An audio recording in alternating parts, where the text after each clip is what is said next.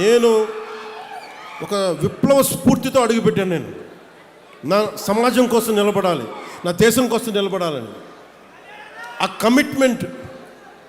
అసలు ఈ ఎన్నికల్లో నేను నేనే గెలుస్తానో లేదో నాకు తెలియదు, నేను ఓడిపోతానో లేదో నాకు తెలియదు, గెలుస్తానో లేదో నాకు తెలియదు. ఒకే ఒక హోప్ ఇచ్చింది నాకు, రాజోలు హోప్ ఇచ్చింది పోయిన ఎన్నికలు.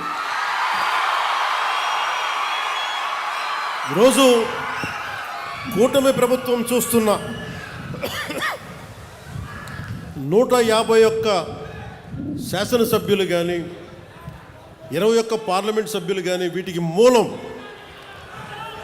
మూలాధారం, వీటికి అంకురార్పణ రాజోల్లో పడింది 2019.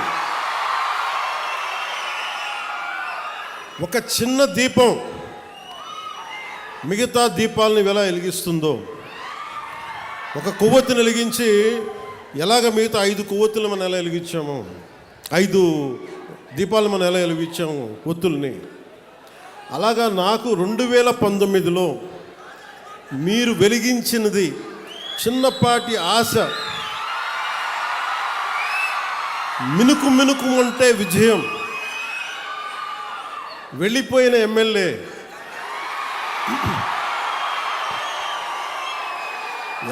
వెళ్ళిపోయినా ప్రజలు వెళ్ళ, నా అన్నదమ్ములు వెళ్ళ, నా మాడపడుచులు వెళ్ళ, మా అక్క చెల్లెలు వెళ్ళ, మమ్మల్ని నిరంతరం చిరంజీవిగా ఉండని ఆశీర్వదించే పెద్దల వదల. మీరు ఇచ్చిన ఆ చిన్నపాటి ఆశ ఈ రోజున కూటమి ప్రభుత్వానికి ఎంత బలమైందంటే, అది నాకు బలమైంది, నేను కూటమికి బలమైంది. అది మీరు ఇచ్చింది. అందుకు నాకు ప్రత్యేకించి బాధ్యత ఉంది. నాకు రాజోలకి